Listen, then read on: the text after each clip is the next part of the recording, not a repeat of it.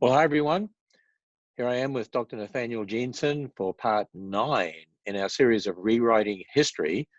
And this one, we're going to look at the Chinese connection to Europe, to ancient Europe. I mean, this is going to be very interesting, Dr. Jeanson, looking at Chinese and their connection to Europe. But before we do that, what you're really doing in this series is showing that when you look at genetics, and in some of the programs you did look at the mitochondrial DNA that's inherited through the female, but the Y chromosome of the male actually is able to be used in a much greater way and a broader way. And looking at the mutations that you see there and comparing that around the world and the similarities and differences and so on, you're actually able to work out relationships and closeness of relationships and history. And when you look at all of that, it actually fits into biblical history, starting with God creating Adam and Eve, and then the flood about 1700 years later, and then 8 people giving rise to people who went through the Tower of Babel, and then all the different people groups we see today. And what you're showing is that the differences we see in cultures, even though they might look enormous when you look at even their style of clothing and their sculptures and their buildings and so on, all of that can develop really quickly. And you don't have to go too far back in history to realize that these people are much more closely related than we think. And so now you're going to do part 9, part 10, which will be tomorrow, will deal with, well, the pre-Columbus time in America, in the Americas. And that's going to be very interesting as well. I think this is all going to blow people's minds. And again, rewriting history, but not rewriting biblical history, rewriting what people perceive as history that, well, we're finding out is not quite so. So over to you. Very good. And what we're seeing is something that would have shocked me several years ago.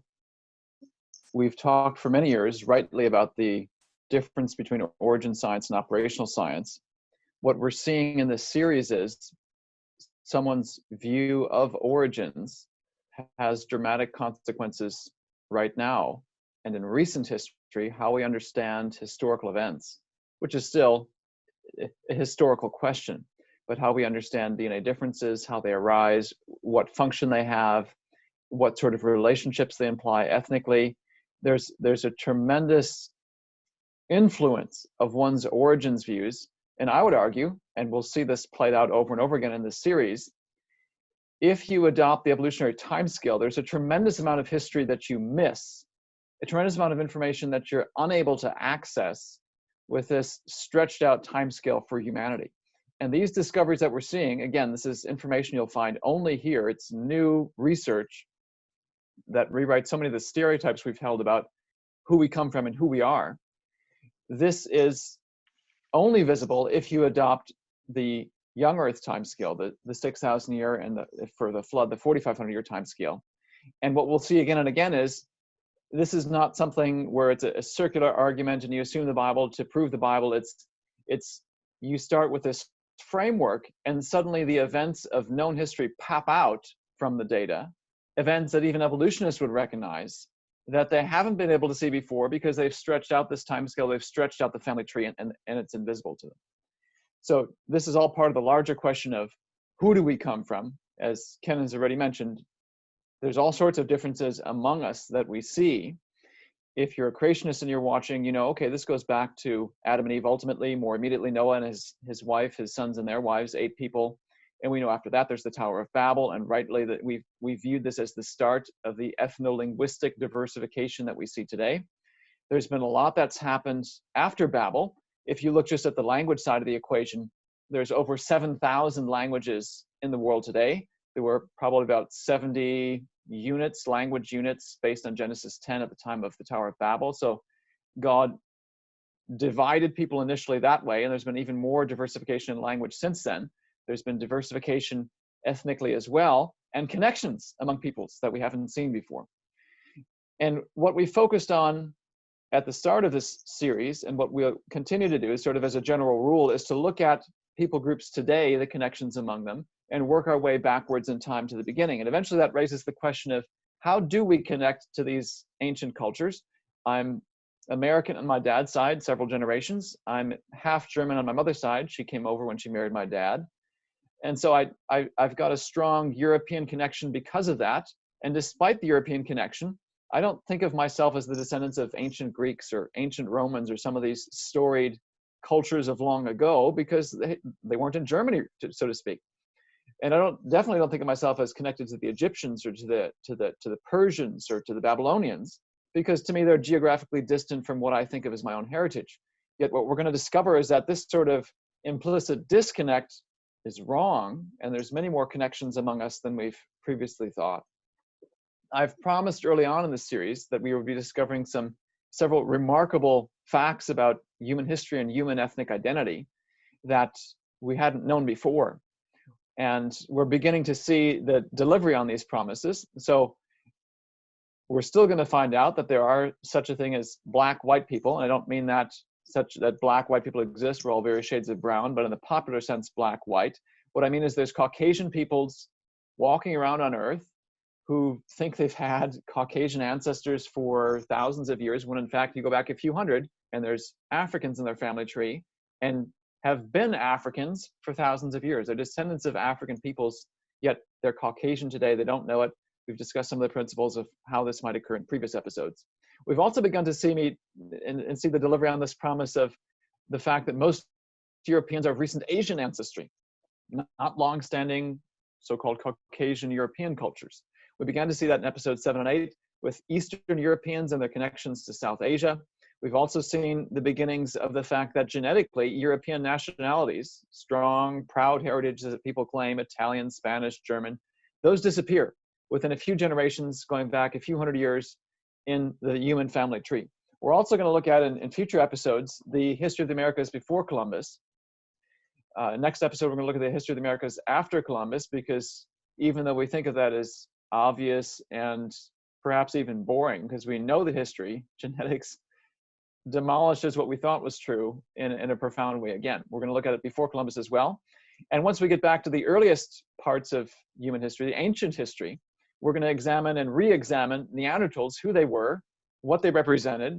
Popularly in mainstream circles, they're viewed as primitive, part of the evolutionary ladder leading to humans. They're part of the inevitable march of progress that's intrinsic to the evolutionary model. Well, what happens if you view this through the lens of the Y chromosome, the biblical framework, which has echoes of human history stamped through it over and over again? How does that change? We're going to look at that in future episodes. And my goal in all of this is that we'd marvel at who we are. Yes, that we gain apologetic tools by which to defend the Bible. And if you're not a creationist and you're watching, that you gain some provocative new scientific points to cause you to rethink what you've held to be true. But that for everyone, we'd stop and say, wow, this is amazing. I've never thought of myself, my heritage this way before, that you'd rethink your loved ones, and you think of the cultures and peoples around the globe differently. I think this casts missions even in a new light. Yes, we go to all the world, and there's often culture shock that's associated with going to a new culture. Once you begin to see people as much more connected, my hope is this will transform how we live our day-to-day lives with the peoples that are around us and even those people that are far away. One of those cultures that's been far away for so long, at least to the Western world, and that has a very ancient history, is Chinese civilization. From the Great Wall of China that was built in part to keep the northern tribes out of China, to the Great Terracotta Army, monument to one of the Chinese emperors, to the Buddhist influences on China and dominant religious structures there that's different from the dominant Western religious structures and influences, to their language that's tonal and character-based. So much of China to Western eyes and ears is exotic and decidedly non-Western. And historically, especially if you'll know this if you've read the history of missions in China, notoriously, historically, China has been very isolated and resistant to Western influences. So part of their isolation is self-imposed, and their exoticness is a consequence of that.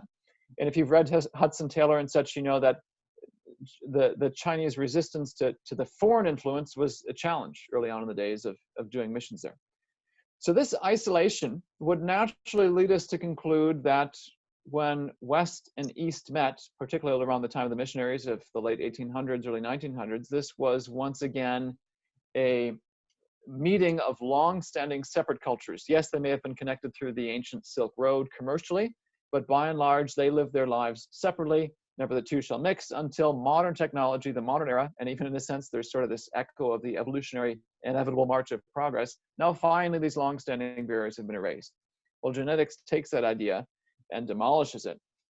Just to review where we've come from so far, we saw in episode 1 that the world is smaller than we think. You go back a few hundred years, there's 20 times fewer people alive back then than today. And so if you're looking for a spouse in the 1400s, you've got a lot fewer options. So you can either marry someone that maybe is closer to you, a closer relative than we today might be comfortable with, or you look outside your group, which if you look outside your group, this is now going to start connecting the people groups of the world.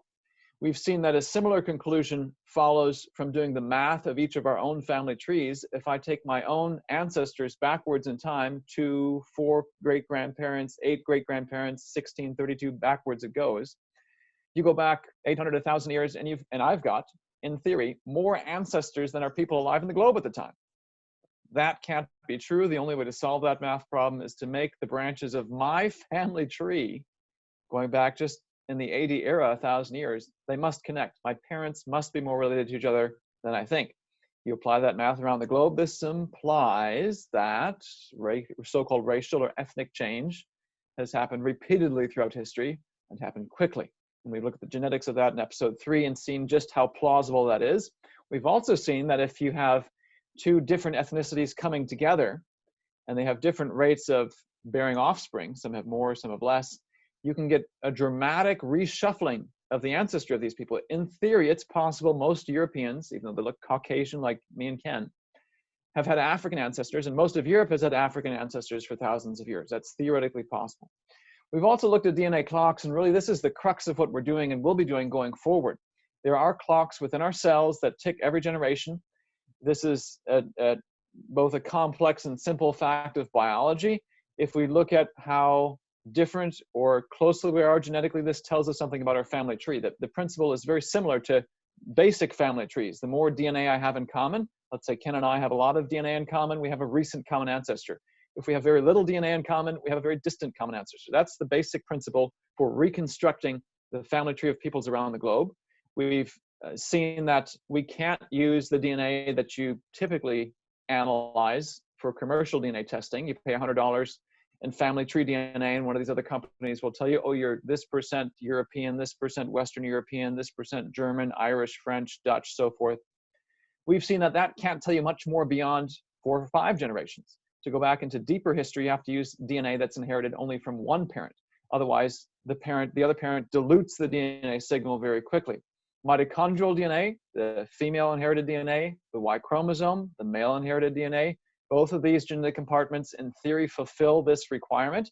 We've seen though that it's the Y chromosome, the male inherited DNA, that is the key to human history. It's got much more fine detail that we can see compared to mitochondrial DNA. Both indicate that our family tree goes back just a few hundred generations, but it's the Y chromosome that's the key. And just to reiterate from episodes 5 and 6, to go from Noah, 8 people, to the nearly 8 billion people alive today is just 200 generational steps or less. So boom, boom, boom, boom, boom, and you're there.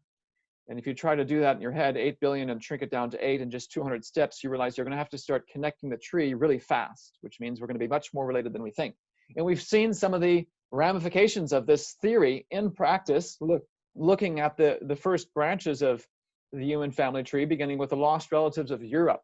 We've seen that there's connections between Great Britain and India that are probably not due to the arrival of the East India Company in the 1600s on the shores of India. This is likely due to the incursion of the Mongol Empire into Eastern Europe and some of the spillover into Western Europe. It's then the Mongol Empire then being pushed out by the Russian expansion, Mongols going down into India and starting the Mughal dynasty, the dynasty that rules right before the British come. All these events, it appears, have connected the people of Europe to the people of Central Asia, some of the Middle East, and India in the recent past, within the past 500 years. This is not something we'd expect naturally. It's consistent with history. It's a real shock to our senses. I want to continue this story of shocking connections between Europe and other civilizations around the globe by looking at an ancient Chinese connection to modern Europe. And if you know the history of China, if you know the history and have studied archaeology, you know the archaeologists speak of cradles of civilization, those places around the globe where state formation and the earliest signs of organized society occurred. In the first example, you may have heard of the Olmec civilization in Mexico. This is the cradle sort of in the New World. You might be more familiar with the ancient Egyptian Nile Valley civilization.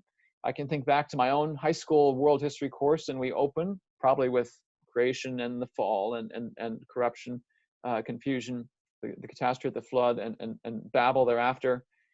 I don't remember very well them connecting this to Sumer. It's like we just suddenly started Sumer, ancient Mesopotamia, and tell the story from there.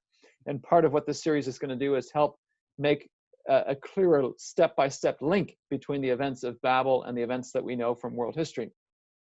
One of the other cradles of civilization is this Indus River Valley in Pakistan and India. The last one, though, as it relates to our discussion today, is the Yellow River Valley civilization, one of the cradles, one of the first starts. And if you've studied Chinese history, you know it's very unlike European history, where you're constantly having different groups fighting with each other, one replacing the other. First the Greeks, then the Romans, and the Germanic barbarian tribes, and the Vikings at some point. It seems like a continuous state of chaos, where someone's ruling, but then it's someone completely different. China, on the other hand, has a long string of Chinese dynasties for thousands of years, with some brief interruptions. So this timeline here, from the beginning now, going down through these years to the end, is in a sense Chinese history in a nutshell. The earliest dates, though, at the Xia XIA, I'm not going to do a great job pronouncing these, not being a native Chinese speaker. That and the Shang, these earliest dates and times are, even within the mainstream community, subject to dispute. There's written records that they're debating whether or not these are actually historical or somewhat mythological. Right now, it looks like they accept the Xia as legitimate, the Shang as legitimate. We're going to revisit some of these early dates in later episodes once we get back to the earliest stages. I want to point out, though, a few interruptions in this lineage that might hint at connections to Europe. Around the time that Alexander the Great was going on his dominant conquest from Greece all the way to the borders of India, the Zhao dynasty was being interrupted by the Spring and Autumn or Warring States period. This then later gave rise to the Qing dynasty, during which the terracotta army was built. Then the Han dynasty. Han is significant around the time of Christ. Han is significant because many modern Chinese would call themselves of the Han ethnicity. Following the Han ethnicity, this is around the time in Europe when the Roman Empire was being overthrown by invaders, Germanic tribes, and invaders from Central Asia, the Huns. Invaders from Central Asia were going the other direction as well and wreaking havoc in China. And this is a period that's significant. This age of division for several hundred years is one we're going to revisit shortly. The last major interruption that I'm going to draw your attention to is actually shown as part of the continuous series of Chinese dynasties here. The Yuan dynasty is actually the Mongol rule of China. We discussed in the previous two episodes the Mongol rule, their massive empire from the Pacific to Eastern Europe. Well, they reached down into China as well and ruled there for a time. In terms of the geography of China, so that timeline doesn't tell you how much of this area of China each of these dynasties rule. One of the early ones, the Shang one, the second in line there that I showed, ruled just a small territory here around the major river valleys. By the time you get to the Qin, think the terracotta army, still pre-time of Christ, still BC era. They're ruling more of the eastern seaboard, but not yet the full modern Chinese geographic realm. By the time of Christ in the Han dynasty, it's more expansive. The Tang, 700 years later, you can see it's occupying a good chunk of the modern Chinese, communist Chinese realm. Even though by the late 1500s, you still don't see the full geographic extent of modern China. It's the late 1800s where you see the Qing Empire dynasty ruling over not just modern China, but modern Mongolia. And then, of course, today we have Mongolia as a separate country, communist China, its own country as well. To understand not only the political history, but the genetic history, and this is one of the areas of our investigation where we'll see some really significant overlap. The factor that I think plays the most dominant role in all of this is the geography of China. This is a somewhat exaggerated map of the globe, but helps highlight some of the key features, especially as we think about Eastern Asia, that play a role in the history of China. So I mentioned earlier, you think back to missionary history, around the late 1800s, there's resistance to Western influence. That is a long-standing practice in China, and geography is one of the bases for it. So let's look at what constitutes the geographic elements of the modern Chinese realm. You'll notice here in the west is this massive uplift, this Tibetan plateau. The borders of it represent the Himalayan mountains, the tallest in the world. In the north, you have the Taklamakan Desert. Both deserts and very high altitudes are not conducive to human flourishing. We can survive there, but it's not a great place to grow a lot of food and support a large population. So, not surprisingly, even to this day, you do not have very many Chinese people here. The billion people in China are concentrated in the eastern part, and it's the eastern part, of course, you can see here is green, fairly flat. It has the rich agricultural potential, and that's been the long-standing sweet spot for China. This feature not only discourages human occupation, it discourages invasion. So part of the reason I think China has been so isolated for so long is the geography that protects them from foreign influence. Actually, it's the combination of protection and fertile river valleys that allows them to focus on self-strengthening and other inward-focused movements. So this protects from invasion from India, and you can see it played out in history. You don't see any history of India invading China or vice versa. There's too many geographic barriers in the way, even though in terms of distance as the crow flies, they're fairly close. It's this that says, sorry, you're not going to get the army across it, so that never the twain shall meet. Go around this way, you run into water jungles. This is not a very promising path to get into China. Of course, if you go south and east, it's lots of water, which is again a great barrier, especially in pre-modern times, as a barrier to invasion. Historically, where China has been vulnerable has been invasions from the north. Now, it's not that there's a whole bunch of fertile river valleys up here. This is essentially Siberia. It's bitter cold, but the nomads that have roamed Central Asia, raised horses, raised sheep, and were always looking for pasture, and eyeing the rich valleys down here, of course, then had a military interest in getting into China from the north, and China built the Great Wall in part to try to keep them out. So this isolation, which I've said politically, so this geographic isolation, I should say, which we've seen has strong political ramifications, political isolation, we can also see reflected in genetics. So here's sort of an exception to the rule. We've seen the beginnings of European intermixing with peoples around the globe. Well, what we're going to see here in China is a strong isolation at the genetic level as well. The 1,000 Genomes Project that we discussed previously, we're going to look at the family tree based on it again, but this time focus on these royal blue stars. They looked at 5 East Asian populations, Japanese, Vietnamese, and 3 Chinese populations. The Han Chinese in Beijing, the Han Chinese in southern China, and the Dai minority group here in southern China as well. You'll notice on this family tree that's based on it, and I haven't taken all 1,200 men from the study, I've taken about 500 representative individuals. You can see there's blue down here, blue here, but there's a great big chunk of blue here in the middle. And that's where I want to draw our attention first. This particular section of the tree has the biggest echo of Chinese geographic and political isolation. You can see just how much of the screen is blue. This is the O haplogroup. Now, I didn't give the name for the subgroup of the tree that we discussed last time. I'll discuss it shortly here in a moment. I just want to describe here the system.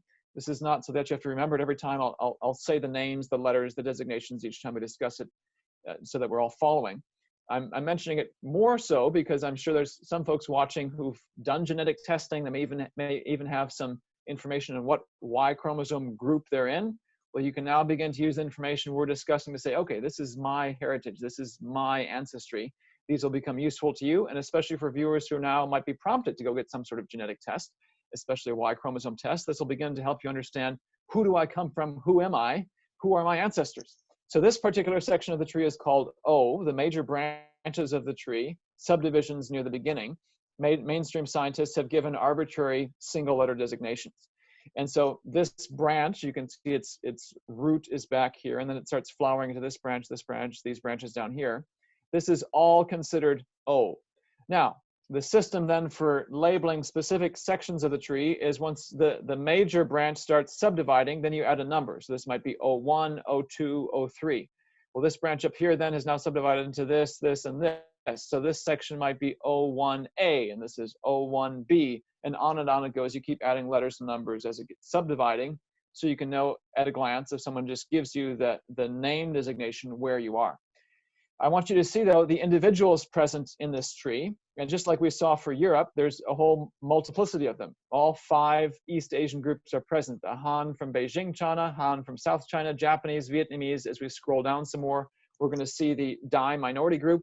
Notice as well, though, that just like we see for Europe, within a short time, all these various ethnicities come together. These various countries come together. You lose national identities very shortly at the genetic level. You can see then green there were some South Asians, Bengalis from Bangladesh. I think those are probably a consequence of the Mongol conquest. We're not going to discuss them further because they're such a small percentage of the total. I want us to focus on the big picture ramifications here for East Asia. There's the Dai again, the Vietnamese, and on down you go. Whole bunch of East Asians. So that's the right side of the tree, the more recent history, where people come together, ethnicities disappear, just like for Europe. I want to now draw our attention to the other side of the tree, where this all starts. This is a fairly deep branching tree, and you can see this branches off from another major grouping all the way back in 1000 BC. So why is this significant? Well, this particular group, O, represents over 90% of the 1 billion people in China today. Massive representation, over 85% of Vietnamese, over half of Japan. So I said China is isolated. What's also significant is what you don't see. You don't see Europeans. You see hardly any of those dark green South Asians, no Africans, no Native Americans. This is the living representation of thousands of years of Chinese isolation. Their geography keeps invaders out. Their fertile river valleys keeps the people in, and you see that reflected in their genetics. An ancient, isolated history. Well, why would we talk about a connection to Europe then, an ancient Chinese connection to Europe? What we've seen so far is that at the political, geographic, and genetic levels, there's strong isolation. Why might there be a European connection? Based on everything we've seen, we wouldn't expect a European connection. And if that's the assumption we carried into this, we'd be right in thinking that. But if we gaze deeper at the tree, we'll find out that once again, these logical assumptions turn out to be wrong. So I want to draw your attention to a section of the tree that has both blue and gold and is the basis for an ancient Chinese connection to Europeans. This is what we call the N group. Again, just an arbitrary letter to designate a deep branching structure of the tree. Let's zoom in to see who's on it. This particular section of Europeans is dominated by Finnish people. I'll give you the percentages for various groups in a moment. You can see though as well, they're connected to Beijing, Han in Beijing, China, some Vietnamese.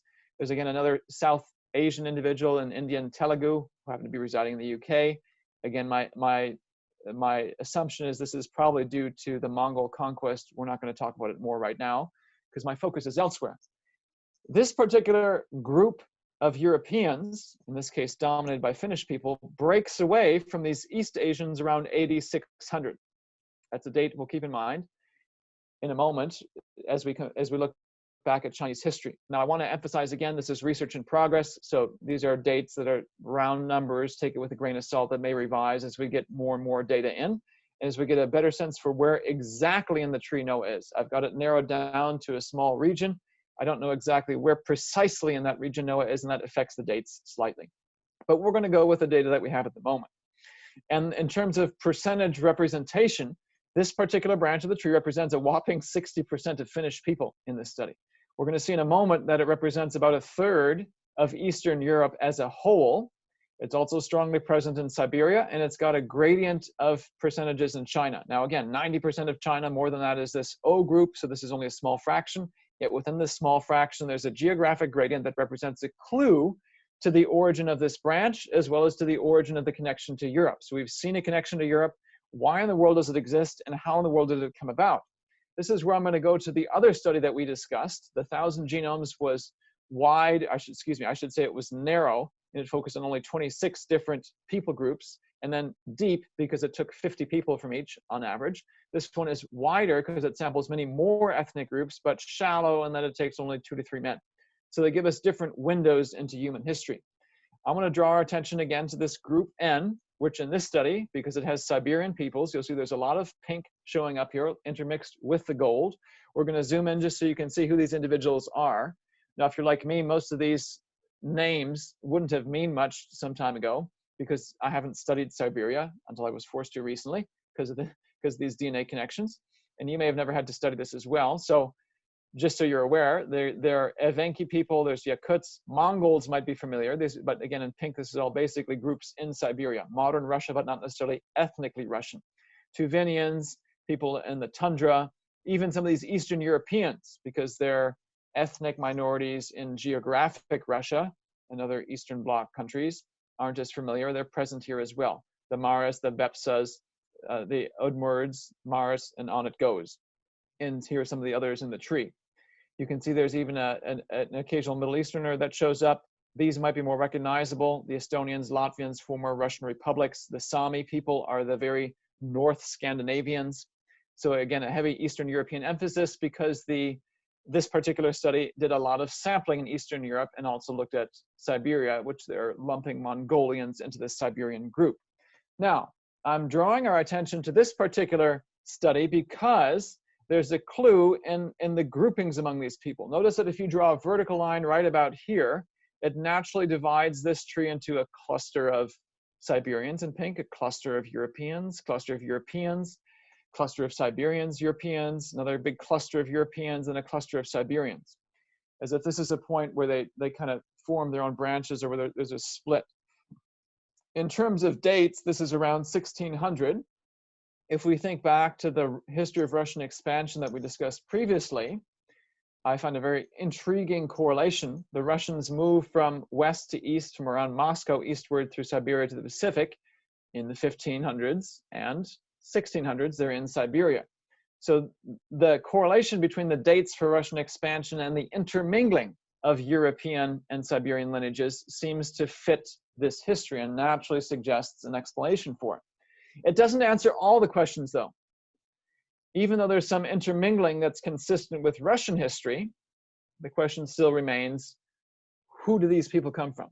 Are these ethnic Russians that moved into Siberia and then became the ancestors of modern Siberians? Or is it the reverse? Russians came in and started intermixing with Siberians, and so Siberians became the ancestors of modern Russians.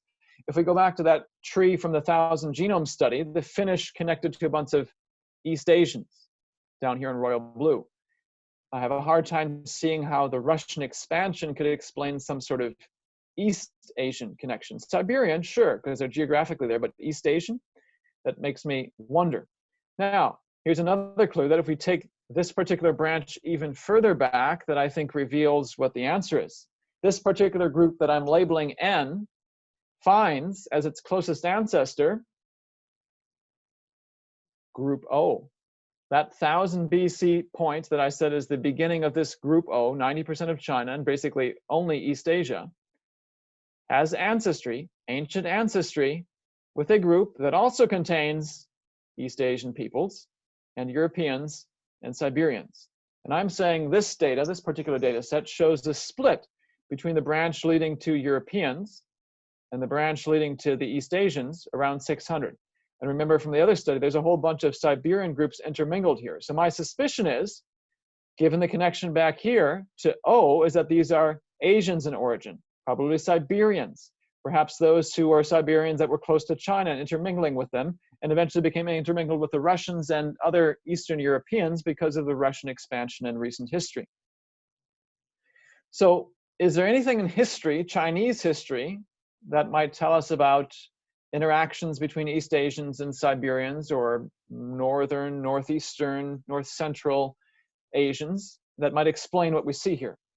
Thinking back to the history of China, again, the invasions tend to be, because of the geography, from the north. It's hard to get into China from the west because of these desert high mountain barriers.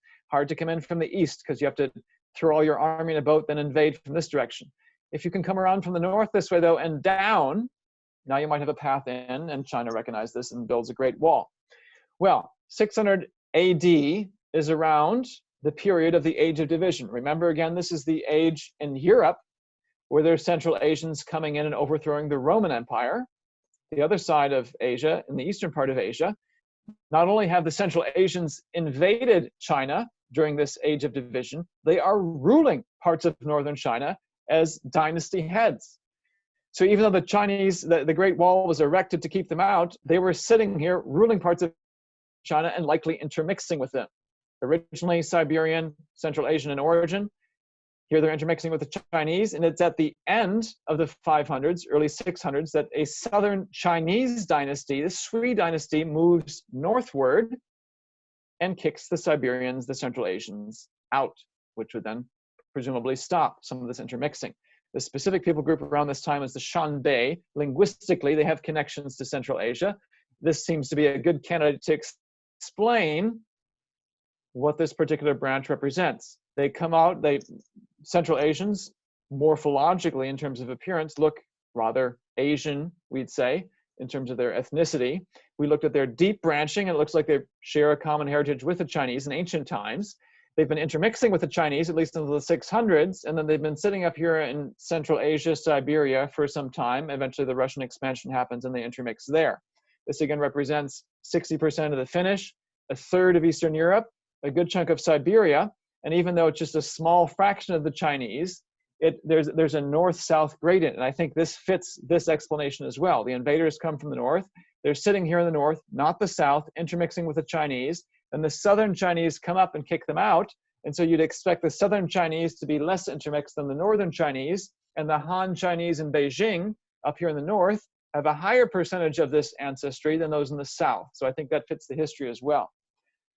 Regardless of which specific historical event is tied to this, what we've seen though is this N group looks like it's Central Asian, far Northeast Asian in origin, which means then that the data we learned and the conclusions we reached in the last two episodes, that a third of Eastern Europe has Mongol ancestry. This is the branch that's typically called R1A, and again, the major branch is R. It's subdivided into Group 1 and then subdivided further into Group A. We're going to look at R1B in the next episode, which is a heavy presence in Western Europe. But I want to focus on Eastern Europe for the moment. A third of Europe is in this branch, which is Central Asian in origin. A third of Eastern Europe is in this N branch, which is Central Asian, Siberian in origin, which means a full 2/3 of Eastern Europeans have recent Asian ancestry. And looking at that particular N branch, which has more recent in the 600s, 500s connections to China, also an ancient connection to the dominant lineage in China, Eastern Europeans, by virtue of this particular branch, also have a genetic connection to ancient China.